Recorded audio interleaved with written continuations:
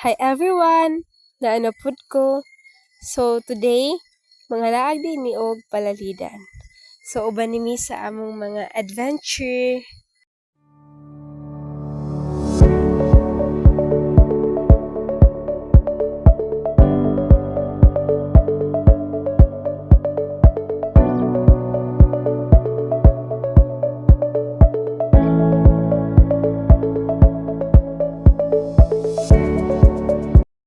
Fast forward, nabot na bidin sa barangay Lagumit.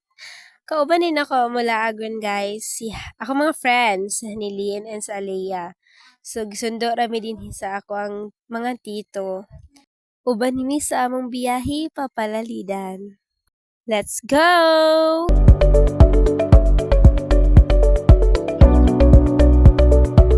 Nihapit na imi diri guys sa tindahan kay namalit akong dito og isda.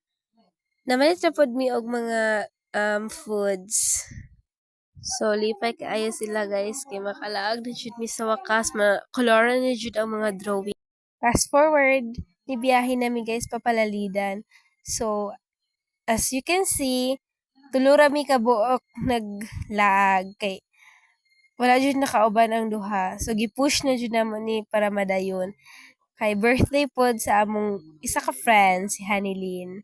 So happy birthday dayon. Unta na enjoy ka sa ato ang laag.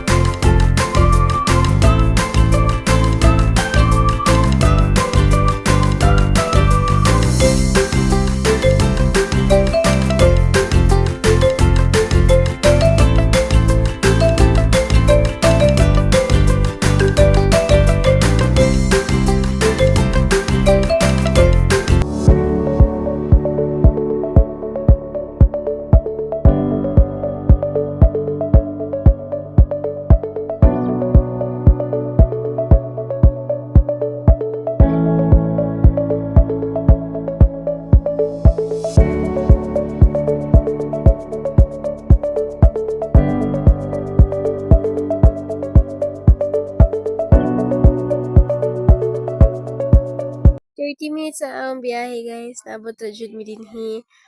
Ila mama piliin. So shout out tayo ko sa akong dito. Grabe ang padagan. Si Joshua, kag Kuya Raymond. Nanglus pa jud aga ko mga amiga guys. Grabe jud makapadagan. Muni ang view sa likod sa ilang balay. Nice kaayo guys. Fresh kaayang hangin. Malinta jud ni mga imong problema, charing. Pag-abot na mo guys, kipakapi dayon mi ni mama. Wala siya nagpakita guys, kay bantayan niya si Raven.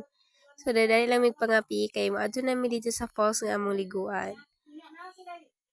Outfit check. So, mo ni ang among mga outfit.